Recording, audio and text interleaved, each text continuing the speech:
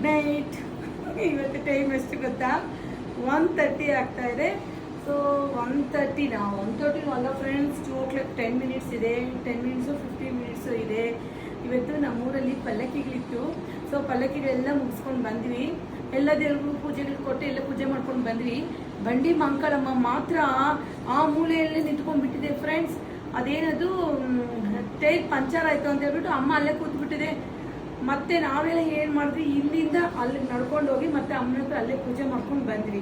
Mostly ಇವಾಗ ಮತ್ತೆ ತಮಟೆ ಸೌಂಡ್ ಹೊಡಿತಾ ಇದ್ದಾರೆ. ಮೋಸ್ಟ್ಲಿ ಅಮ್ಮ ಇದು ಟೈರ್ ಪಂಚರ್ ಅಂತ ರೆಡಿ ಆಗಿರ್ಬೋದು. ಬಟ್ ತುಂಬ ಚೆನ್ನಾಗಿದೆ ಬಂಡಿ ಮಂಕಳಮ್ಮ.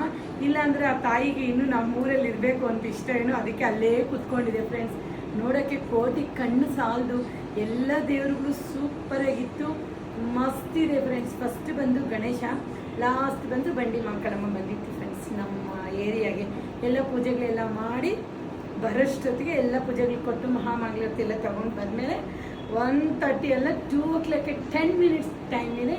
ಸೊ ಸೂಪರಾಗಿತ್ತು, ಮಸ್ತ್ ಇತ್ತು, ಚೆನ್ನಾಗಿತ್ತು. ಯಸ್, ನಾನು ಚೆನ್ನಾಗಿದ್ದೀನಾ? ಚೆನ್ನಾಗಿದೆ ಕಮೆಂಟ್ ಮಾಡಿ. ಬಾಯ್.